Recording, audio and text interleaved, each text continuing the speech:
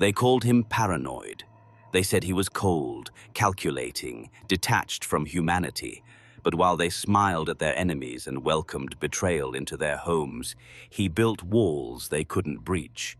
Power doesn't apologize for protecting itself, and neither should you. Today, you'll learn what the naive will never understand. That kindness without boundaries is suicide. That empathy without discrimination is weakness, and that in a world full of predators, only the strategically ruthless survive untouched. The question isn't whether you'll adopt these laws. The question is, how much more will you lose before you do? Subscribe now, because what comes next separates the players from the played. Drop "I protect my peace" in the comments if you're done being drained. Law number 1. Recognize the energy thieves before they drain you. The masses believe every relationship deserves a chance, that people change through patience, that giving one more opportunity is noble. It's a beautiful delusion, and it will cost you everything. The dark truth? Toxic people are energy arbitrage specialists. They extract value while depositing poison. They seduce you with vulnerability, with crisis, with the illusion that you're their savior. But rescue missions create captives, and the prisoner is always you. A 2018 UCLA neuroscience study revealed something disturbing. Prolonged exposure to toxic individuals literally shrinks your hippocampus, the brain region responsible for emotional regulation. You're not imagining the damage. It's neurological. Toxic people share an unmistakable signature. They make you feel anxious before you see them, exhausted after you leave them, and guilty when you create distance. Your body knows before your mind admits it. Think of the colleague who only calls when they need something, who disappears when you struggle, who makes your victories feel like their tragedies.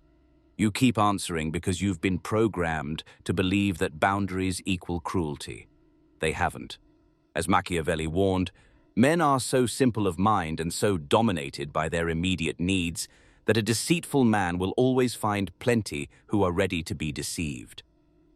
Your tactical response: create the 24-hour rule. When someone makes a request, say, "Let me check my capacity and get back to you by tomorrow at 3 p.m. This filters out manipulators. They'll pressure you instantly because they feed on your reflexive compliance. What happens next will disturb you. Law number 2, distrust, charm that arrives too quickly. Most believe chemistry means compatibility. The strategist knows chemistry can be manufactured, calibrated, weaponized. The most dangerous people master first impressions. They've studied you before you studied them. Excessive early charm isn't generosity, it's reconnaissance. They're mapping your vulnerabilities, identifying which emotional buttons yield maximum control. FBI behavioral analysts use a term, forced teaming. It's when someone creates artificial intimacy through premature we language. We should grab coffee. We think alike. They're not building connection, they're building obligation. When someone overwhelms you with compliments or mirrors your values too perfectly, you're not experiencing connection, you're experiencing a sales pitch. Machiavelli observed, "Everyone sees what you appear to be, few experience what you really are." Authentic relationships build slowly, with friction, with awkwardness. Manufactured relationships feel frictionless because one person has eliminated their authentic self to become your perfect match. Consider the romantic partner who gets you instantly, who shares your exact worldview. 6 months later, they've mirrored you so completely that leaving feels like abandoning yourself. Your tactical script. When someone charms you rapidly, deploy strategic vagueness. Share surface information. Watch how they respond to ambiguity. Use this test phrase, "I'm still exploring that." Then pause. Authentic people grow curious. Predators grow impatient. But this next law, it destroys everything you learned about explaining yourself. Law number 3. Never explain yourself to those who are committed to misunderstanding you. You've made this fatal mistake, believing that if you explain yourself clearly enough, they'll finally see the truth. This is the delusion that keeps you imprisoned. Stop reading if you can't handle what comes next. They already understand. They're not confused. They're seeking control. And your desperate explanations?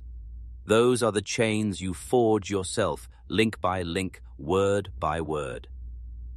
A Princeton psychology study from 2021 revealed something chilling. People decide whether to respect your boundaries within the first 8 seconds of your response, not based on your reasons, based on your certainty. Every time you explain, you subordinate yourself.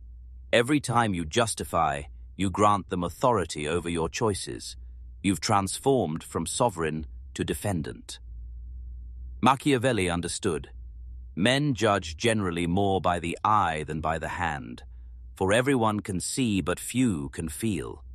People don't care about your truth. They care about their narrative. Your explanations won't change their story. They'll simply provide material for the sequel. The toxic person isn't listening to understand. They're listening to refute. They're collecting your words like evidence, twisting your meanings like weapons. Watch this pattern. You make a boundary, they question it. You explain, they find holes. You explain more thoroughly. They move the goalposts. Now you're defending basic autonomy. Here's the twisted genius. They never cared about your reasons. They cared about making you perform justification, because the person who justifies has already surrendered their power. Real scenario. Your family member asks why you can't attend their event. You explain your work commitments. They say work can wait. You explain your burnout. They say you're selfish. You explain your doctor's orders. They say you've changed. No explanation satisfies them because satisfaction was never the goal. Extraction was. Your tactical script. When someone demands explanation for your boundaries, deploy this 3-word fortress. Because I decided. Then silence. When they push further, repeat it verbatim. As Niccolo wrote, the first method for estimating the intelligence of a ruler is to look at the men he has around him. Examine who demands your justifications. Intelligent people respect decisions. Manipulators demand explanations they'll never accept. Now drop this affirmation in the comments. I owe no one an explanation for protecting myself. The next law reveals something darker about loyalty. Law number 4. Understand that loyalty is transactional. Always, they fed you a fairy tale about loyalty, that real friends stand by you unconditionally, that family means forever. This is the programming that keeps you enslaved to people who would abandon you the moment you stop serving their needs. Wake up. Every human relationship operates on an exchange system. People remain loyal as long as the benefits outweigh the costs. The moment that equation reverses, loyalty evaporates like morning fog. Anthropologists studied 847 friendships over a decade. 76% dissolved when one party experienced a significant status change, either up or down. Most relationships are elevator partnerships. They're comfortable with you on the same floor. The moment you rise above them or fall beneath them, they exit. The illusion of unconditional loyalty has destroyed more lives than honest transactionalism ever could. Because when you believe someone loves you for who you are, you stop monitoring the exchange. But when you finally need them, suddenly they're busy. Suddenly your crisis is inconvenient to their comfort. As Machiavelli stated, men are so simple and so ready to obey present necessities that one who deceives will always find those who allow themselves to be deceived.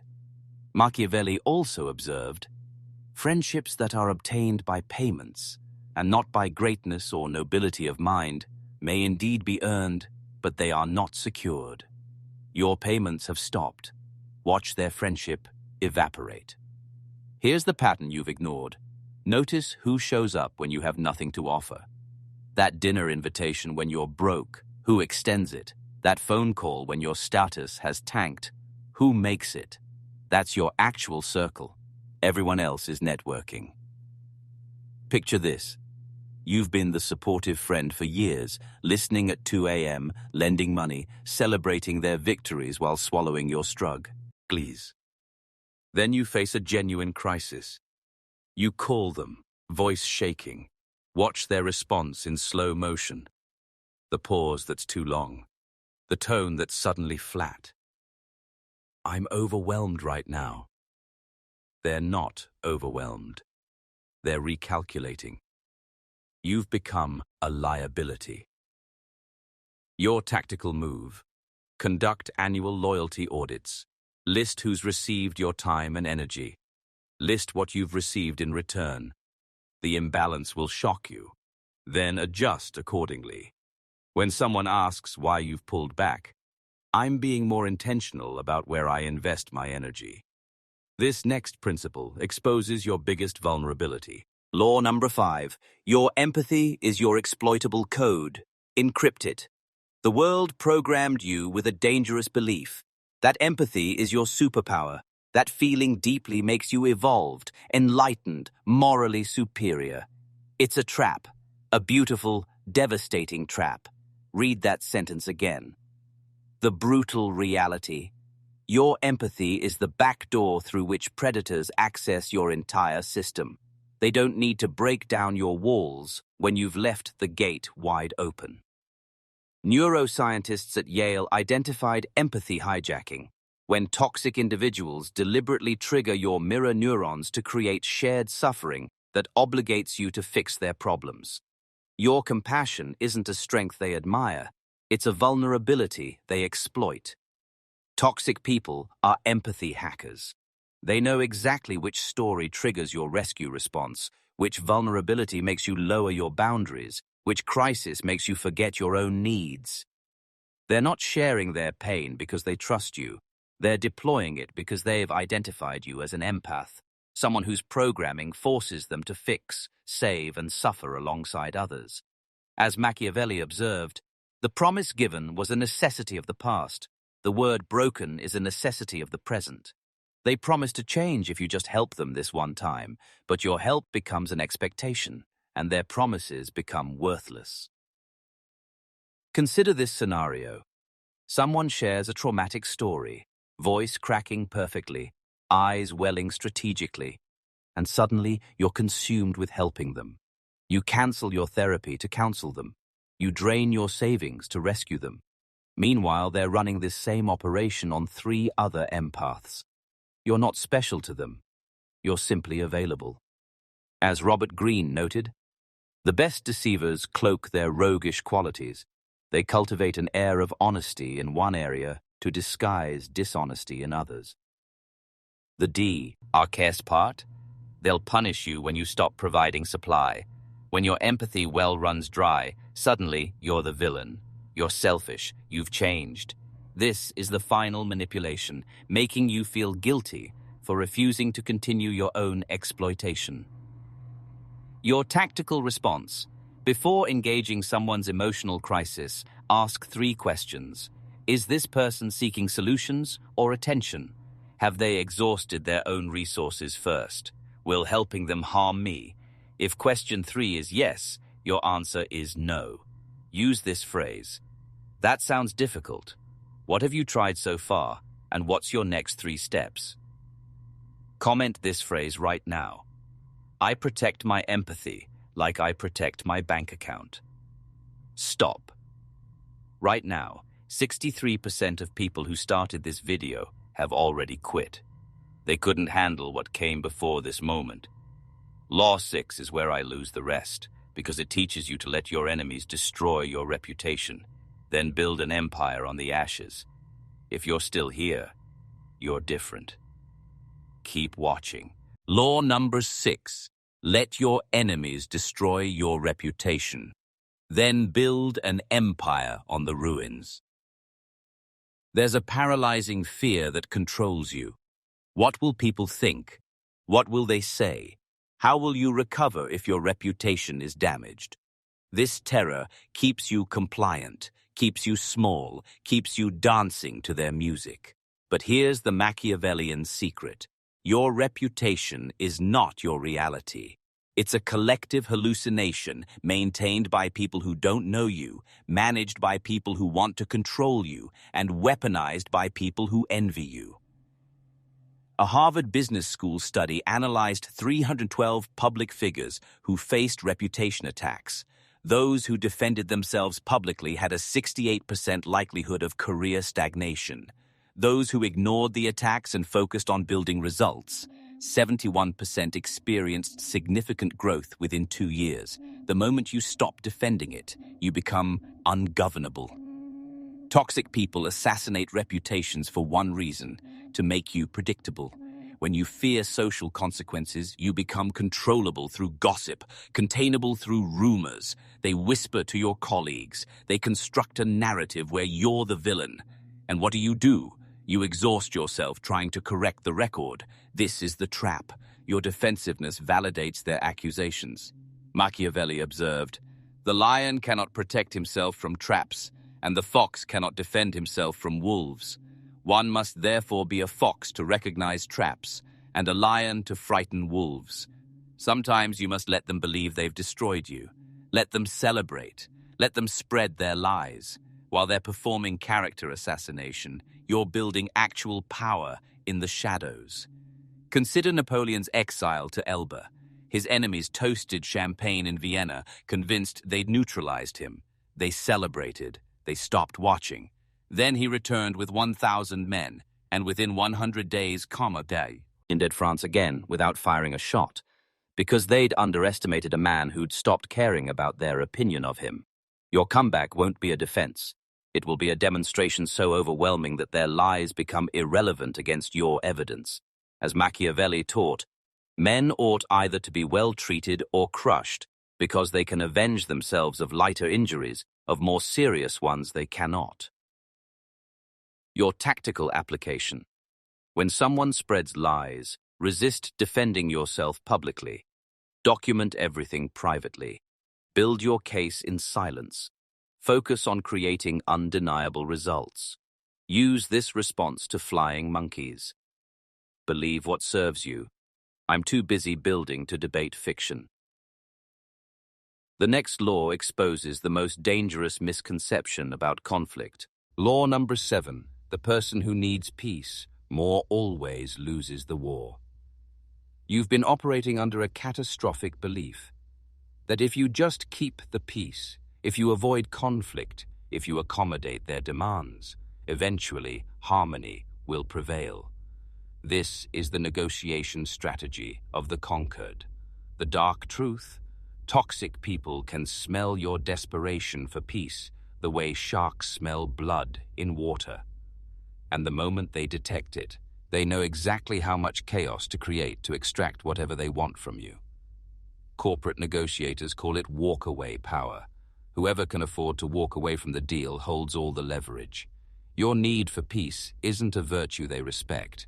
It's leverage they pull, every single time. Conflict avoidance isn't peacekeeping.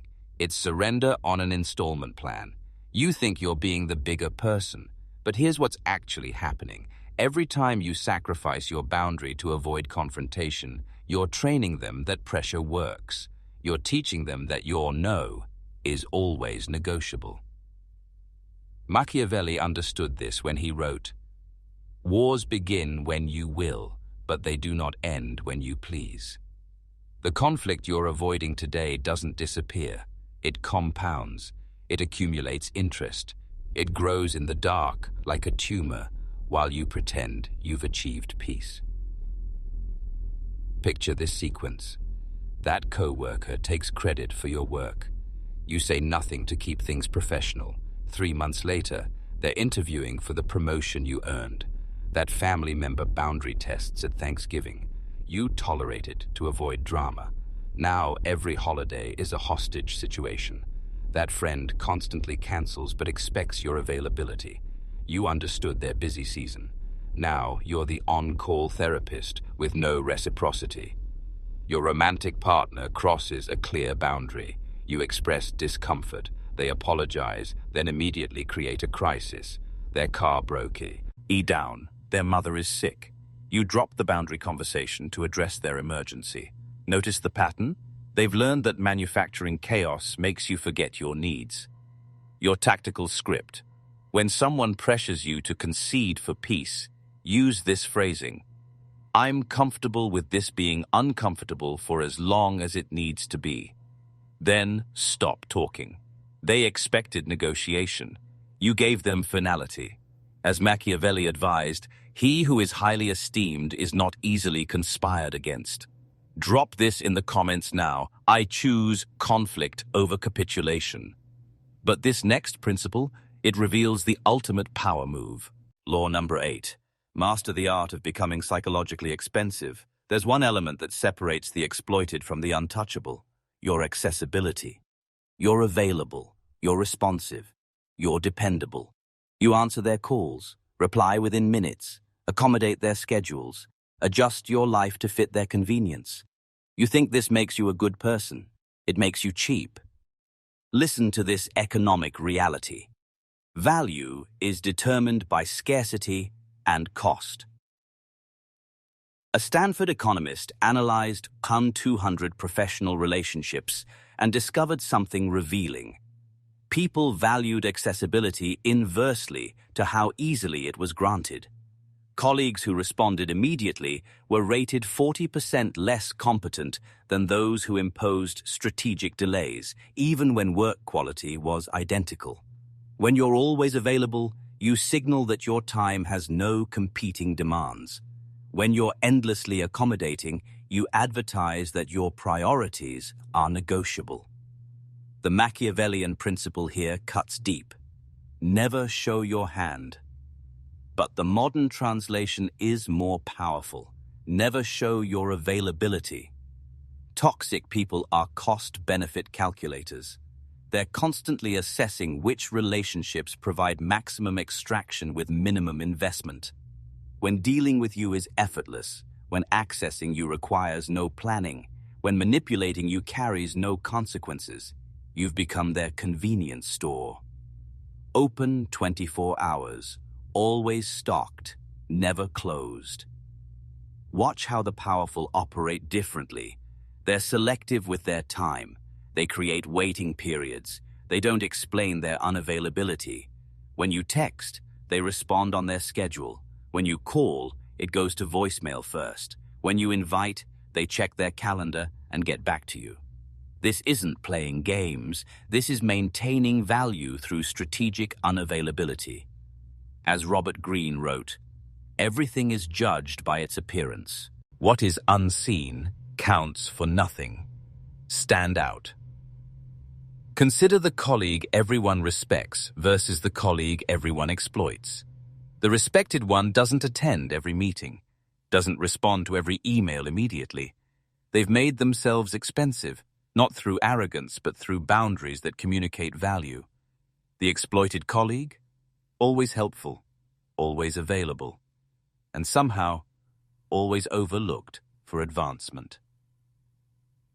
Your tactical application. Implement the response delay strategy. When someone makes a request, wait minimum 4 hours before responding, even if you have the answer immediately. When someone wants your time, consult your calendar, even if it's empty. My bandwidth is allocated through next Thursday. I can fit you in Friday at 2 p.m. for 30 minutes. As Machiavelli noted, where the willingness is great, the difficulties cannot be great. Make yourself difficult, and you'll discover who's truly willing versus merely opportunistic. Comment this now. My time is not a charity, it's a currency.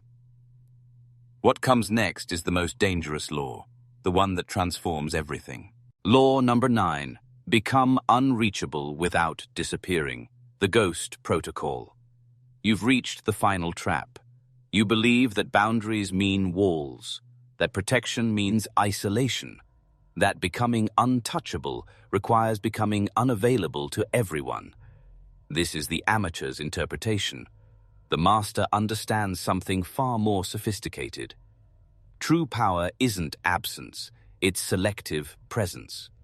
You don't disappear from everyone's life. You strategically vanish from the radar of those who drain you while remaining visible to those who nourish you. This is the ghost protocol. You're there, but you're not. You exist, but you're unreachable. You're present in the room, but absent from their manipulation. Intelligence agencies call this selective visibility, being invisible to threats while remaining visible to allies. The ghost protocol operates on plausible deniability and strategic ambiguity. You don't block the toxic person. That creates drama. Instead, you become perpetually busy. Your responses grow shorter. Your availability shrinks. Your emotional investment evaporates. You haven't disappeared. You've simply deprioritized them into irrelevance. They can't complain because technically you're still responsive. They can't attack because technically you haven't rejected them. But functionally, they've lost access to you. This is psychological warfare at its finest. Machiavelli's most misunderstood principle applies here. The wise man does at once what the fool does finally. The fool eventually explodes, burns bridges, makes dramatic exits that create enemies. The wise person slowly, quietly, systematically withdraws investment until the relationship dies of natural causes. No confrontation required, no explanation provided. As he also observed, men rise from one ambition to another. First, they seek to secure themselves against attack, and then they attack others. Picture your toxic family member who expects you at every gathering. You don't announce boundaries.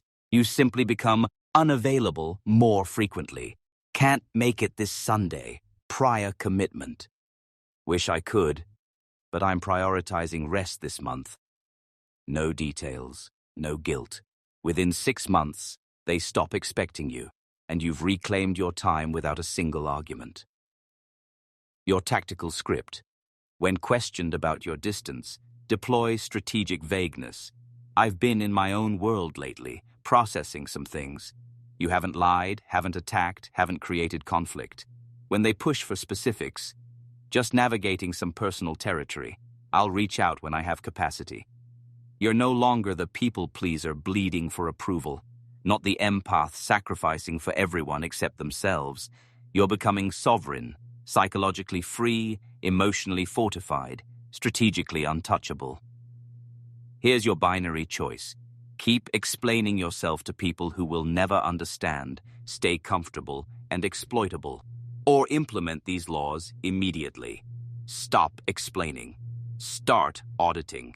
Encrypt your empathy. Become expensive. Implementing this will isolate you temporarily. People who benefited from the old you will call you changed. Good. Their discomfort proves the transformation is working. The old you died watching this video. The new you begins now. You are no longer the resource. You are the fortress. The weak react. The strong respond. But the masters, they don't need to do either.